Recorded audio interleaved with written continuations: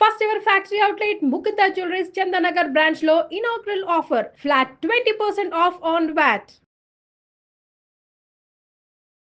నమస్తే, మీరు చూస్తుంది సుమన్ టీవీ. నేను కీర్తి. ఈ రోజు నాతో పాటు ప్రముఖ ఆస్ట్రాలజర్ బ్రహ్మశ్రీ గోరుగుంట్ల సురేష్ బాబు గారు ఉన్నారు. నమస్తే సురేష్ బాబు గారు. కీర్తి గారు నమస్కారం అండి.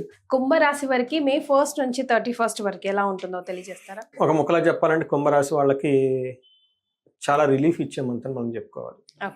నేను ఎవరైనా గనక ఈ రాశి ఫలాలు మనకి ఉగాది రాశి ఫలాలు కనుక చూడకుండా కుంభరాశి వాళ్ళు ఒకసారి చూడండి. అందులో చాలా డీటెయిల్గా చెప్పాను నేను.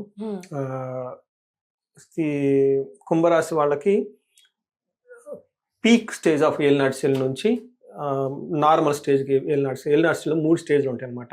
బిగినింగ్ స్టేజ్, తర్వాత మధ్య పీక్ స్టేజ్ అంటారు, మళ్ళీ తగ్గుతుంది అనమాట. ఇట్లా నుంచి ఇట్లా వస్తుంది, గ్రాఫ్ తగ్గిపోతుంది. డీప్ క్రైసిస్ నుంచి మళ్ళీ రొటీన్ అవుతూ ఉంటారు.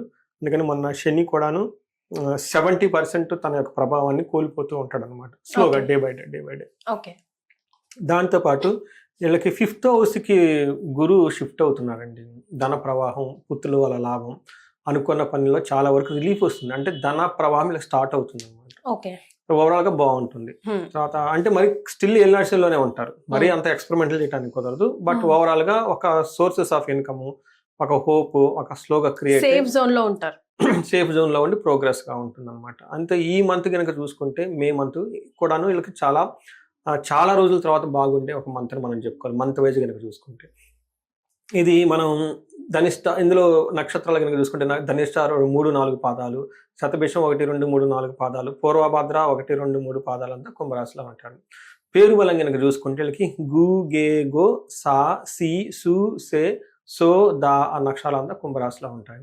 మనం గ్రహస్థితిని బట్టి కనుక చూసుకుంటే గ్రహం సూర్యుడు వృషభ రాశిలోకి సంచారం, బుధుడు మేషరాశిలోకి, శుక్రుడు మీనంలోకి, కుజుడు కర్కాటక రాశిలోకి ప్రవేశిస్తాం. కర్కాటక రాశిలో వాళ్ళు ఆల్రెడీ ఉన్నారండి. ఈ యొక్క స్థితి తర్వాత ఈ మేలో గురువు తర్వాత రాహుకేతులు కూడా మారుతూ ఉన్నారు. గురువు యొక్క మార్పు వీళ్ళకి చాలా మంచి హోప్ ని, ఒక ఉత్సాహాన్ని తీసుకుని వస్తుందండి. గురువు చేంజ్ వల్ల బాగా ఉపయోగపడే రాశులు ఏదైనా ఉందంటే ఈ రాశి వాళ్ళని మనం చెప్పుకోవాలి. ఎందుకంటే 5th హౌస్ లో గురువు ఉండటం వల్ల లక్ ని యాక్టివేట్ చేస్తుంది వీళ్ళకి. మనకి ఏమని చెప్తారంటే ఈ మంత్ వీళ్ళకి ఎందుకు లక్కీ మంత్ అని మనం చెప్పుకోవాలనుకుంటే, సూర్యుడు 4వ ఇంట్లో ఉండేసి అగౌరవాన్ని కలిగించాల్సిన స్థితిలో ఉండి కానీ మంచి చేస్తూ ఉంటాడు వీళ్ళకి. విపరీత వేద అంటారు. అది జ్యోతిష శాస్త్రంలో వెరైటీ అనే కాన్సెప్ట్. అది మన ఇద్దరం మాట్లాడుకుంటూ ఉన్నాం. మధ్యలో ఎవరిని వచ్చి అడ్డొచ్చారు అనుకోండి, ఏమవుతుంది, ఆ కన్వర్జేషన్ చెడిపోతుంది, డైల్యూట్ అయిపోతుంది. మన ఇద్దరం పోట్లాడుకుంటున్నాం అనుకోండి, మధ్యలో ఇంకొకళ్ళు వస్తే ఏమవుతుంది, అది డైవర్ట్ అయిపోతుంది. అలానే యాక్చువల్ గా సూర్యుడు వీళ్ళకి ఇబ్బందిని పెట్టాలి, కానీ మధ్యలో వేరే గ్రహం, అది కూడా బుధ గ్రహం అడ్డు రావటంతో అది డైల్యూట్ అయిపోతుంది అన్నమాట సూర్యుని యొక్క ప్రభావం. ఇది ఒకటి. అలానే బుధుని వల్ల కూడా, బుధుడికి ఏమో శుక్రుడు ఒకరికి వాళ్ళు అడ్డాలు వచ్చేసి గ్రహాలు, వీళ్ళకి ఏమవుతుందంటే అంత ఓవరాల్ గా మంచి జరుగుతుంది. అంటే ఆల్రెడీ వాళ్ళు క్రైసిస్ లో ఉన్నారనుకోండి, ఈ క్రైసిస్ లో ఆ యొక్క గ్రహాల యొక్క ఇంపాక్ట్ వీళ్ళ మీద లేకపోవడంతో ఒక నార్మల్ గా ఉండి బెటర్ గా ఉండే అవకాశం చాలా ఎక్కువగా ఉంటుంది. ఏ ప్రకారంగా కనుక చూసుకుంటే ఇప్పటిదాకా వీళ్ళని ఎవరైనా కనుక అవమానిస్తూ ఉంటే ఈ బ్రేక్ లో వాళ్ళు అవమానించరు. రెండోది, సంపద, ధన ప్రవాహం బాగుంటుంది. ఎందుకంటే కుజుడు 6వ ఇంట్లో ఉండి మంచి యోగ్యతను ఇస్తూ ఉంటాడు. అట్లానే ఎనిమీస్ ఎవరైనా కనుక ఇబ్బందులు పెడుతూ ఉంటాయి, ఈ మంత్ లో వీళ్ళకి శత్రువులు బాధలు అయితే ఏమేమి ఉండవు, చక్కగా ఉంటుంది. విత్త సిద్ధి, రావాల్సిన ధనం వీళ్ళకి వచ్చేస్తుంది. వీళ్ళకి ఎంతమంది ఎక్కడో ప్లానింగ్లు పెట్టుకుని ఉంటే ఇక్కడ ఇలా టార్గెట్స్ ఉంటాయి కదండి, మనీ, ఫైనాన్షియల్ గోల్స్ అంటారు కదా, ఆ గోల్స్ ఏమైనా ఉంటే అవన్నీ వాళ్ళకి అచీవ్ అవుతూ ఉంటారు అనమాట. ఓవరాల్ గా చూసుకుంటే ఈ మంత్ చాలా బాగుందని మనం చెప్పుకోవాలి. సూర్యుడు 4వ ఇంట్లో ఉంటే జాబ్ పరంగా చాలా ప్రమోషన్స్ రావటం, తర్వాత జాబ్లో ఉన్నతి రావటం, అనుకున్న పని అనుకున్న విధంగా అచీవ్మెంట్ అయ్యి చాలా చక్కగా అచీవ్మెంట్స్ ఉంటుంది వాళ్ళకి. అయితే కాకుండా వీళ్ళకి అంతకుముందు ఏదైనా కనుక ప్రయాణాలు, విఘ్నాలు కనుక ఏమైనా ఉంటే, తర్వాత అంతకుముందు ఏదైనా విషయంలో ఇంట్లో గొడవలు అవన్నీ ఉంటే ఈ టైంలో అవన్నీ పోయేసి ఒక హార్మోనీ, ఒక ఏమంటారు మంచి వాతావరణం వాళ్ళ ఇంట్లో నెలకొని ఉంటుంది అనమాట. సూర్యుడు ఒక రకంగా చెప్పాలంటే చక్కగా వాళ్ళకి సపోర్ట్ ఇస్తూ ఉన్నారు. కుజుడు మళ్ళీ వీళ్ళకి 6th హౌస్ లో ఉండటం వల్ల చాలా యోగ్యతను ఇస్తున్నాడు. అంటే ఏ విధంగా అంటే వస్త్రలాభం, ధాన్య లాభం, ధన లాభం, వస్త్రాలు, ధనము, ధాన్యం విషయంలో చాలా లాభంగా ఉంటుంది. యశస్సు అంటే కీర్తి ప్రతిష్టలు బాగా వృద్ధి చెందుతూ ఉంటాయి. మనోల్లాసో ధర్మసిద్ధి, మనస్సు అంతా యాక్టివ్గా ఉత్సాహంగా ఉండేసి అనుకున్న పనులను అనుకున్న విధంగా చేసుకుంటూ వెళ్ళిపోతూ ఉంటారు. ఇది కూడా కుజుడు వీళ్ళకి 6వ ఇంట్లో ఉండి మంచి చక్కటి సపోర్ట్ ఇస్తున్నాడని మనం చెప్పుకోవాలి. ఇంతే కాకుండా వీళ్ళకి 1st హౌస్ లో కుజుని యొక్క దృష్టి ఉండటం వల్ల యక్ష రాక్షస పీడలు, సాయంత్రం పూట కాళ్ళు లాగటం, జుమ్ అంటం, ఉన్నట్టుండి భయం కలిపేసి అతిగా ఫీల్ అవ్వటము, దిష్టి తగలటం, ఈ టైప్ సంబంధించిన వ్యవహారాలు ఎక్కువగా ఉంటుంది. కొంచెం చిన్న చిన్న ప్రాబ్లమ్స్ ఇరిటేషన్గా ఉంటుంటుంది. ఒక్క విషయంలో జాగ్రత్తగా ఉండాలి, పై అధికారులతోటి కొంచెం హార్మోని మెయింటైన్ చేస్తూ ఉండాలి. రైట్. సో మరి జాబ్ చేసే వాళ్ళకి శుక్రుడు రెండో ఇంట్లో ఉండి చాలా మంచి చేస్తున్నాడు. ఇది కూడా చాలా మంచి పొజిషన్లో ఉన్నారు. చాలా రోజుల తర్వాత శుక్రుడు వీళ్ళకి సెకండ్ హౌస్లో చాలా రోజుల తర్వాత లాస్ట్ 3 months నుంచి కూడాను 2 months నుంచి శుక్రుడు వీళ్ళకి బాగా యోగతనిస్తూనే ఉన్నారు. ఏ ప్రకారంగా అంటే కుటుంబంలో సౌఖ్యంగా ఉంటుంది, ఆరోగ్యంగా ఉంటారు, స్త్రీ సల్లాపం, చక్కగా యశత్కరం అని చెప్తారు. అంటే జెంట్స్ అయితే లేడీస్ తోటి, లేడీస్ అయితే జెంట్స్ తోటి చక్కగా మాట్లాడి వాళ్ళకి కావాల్సిన విషయాలని చెప్పుకొని వాళ్ళకి అనుగుణంగా పనులు చేసుకుంటూ వెళ్ళిపోతూ ఉంటారు. దేహ సౌఖ్యం, శరీరం అంతా చాలా సౌఖ్యంగా ఉంటుంది. వస్త్రలాభం, షాపింగ్స్ అవన్నీ చేసేసి మంచి కావాల్సినవి కొనుక్కుంటారు అనమాట. ఈ ప్రకారంగా శుక్రుడిని చూసుకుంటే ప్రభావంతో ఇప్పుడు చెప్పిన విషయాలు కాకుండా టయానికి ఫుడ్ తినటం, బహుమతులు పొందటం, తర్వాత అప్రిసియేషన్స్ రావటం, కుటుంబం అంతా వృద్ధి చెంది చక్కగా ఉంటుంది. మనం ఏ ప్రకారంగా కనుక చూసుకున్నా కుంభరాశి వాళ్ళకి చాలా చక్కగా ఉంది గ్రహాల యొక్క స్థితిని బట్టి. రైట్. మరి నక్షత్రాల ప్రకారం ఎలా ఉంటుందండి? నక్షత్రం చూసుకున్నాం అనుకోండి, ధనిష్ట, శతభిషం, పూర్వభద్ర 3 నక్షత్రాలు. ధనిష్ట నక్షత్రం కనుక చూసుకుంటే వీళ్ళకి జయప్రదంగా ఉంటుంది, ధనలాభం ఉంటుంది, విశేష ధనలాభం ఉంటుంది. అయితే ఛాలెంజెస్ ఎక్కడంటే బంధనము, ధనహీనత, డబ్బుకి కొంచెం ఇబ్బంది పడుతూ బంధించబడినట్లు ఉంటారు. శతభిష నక్షత్రం వాళ్ళకి జయప్రదంగా ఉంటుంది, ధనలాభం ఉంటుంది, విశేష ధనలాభం ఉంది, మృష్టాన్నం, చక్కగా పార్టీలు ఫంక్షన్కి వెళ్ళి చక్కగా ఎంజాయ్ చేసేస్తూ ఉంటారు. ఛాలెంజెస్ ధనహీనత, బంధనము, బంధించబడినట్లు ఉంటారు. పూర్వభాద్ర నక్షత్రం వాళ్ళకి ఐశ్వర్యప్రదంగా ఉంటుంది, జయప్రదంగా ఉంటుంది, విశేష జయప్రదంగా ఉంటుంది, ధనలాభం ఉంటుంది, మృష్టాన్న భోజనం.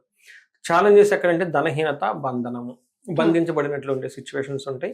ఇక్కడ బంధనం అంటే చాలా మంది ఫిజికల్గా అనుకుంటారు, కాదు, మెంటల్గా ఎలా వెళ్ళాలి, కన్ఫ్యూజన్ స్టేజ్లో ఉండి ముందుకెళ్తే ఏంటి, వెనక్కి ఏంటి, ఒక టఫ్ అయిన సిచ్యువేషన్స్ ఉండే అవకాశం వీళ్ళకి ఎక్కువగా ఉంటుంది.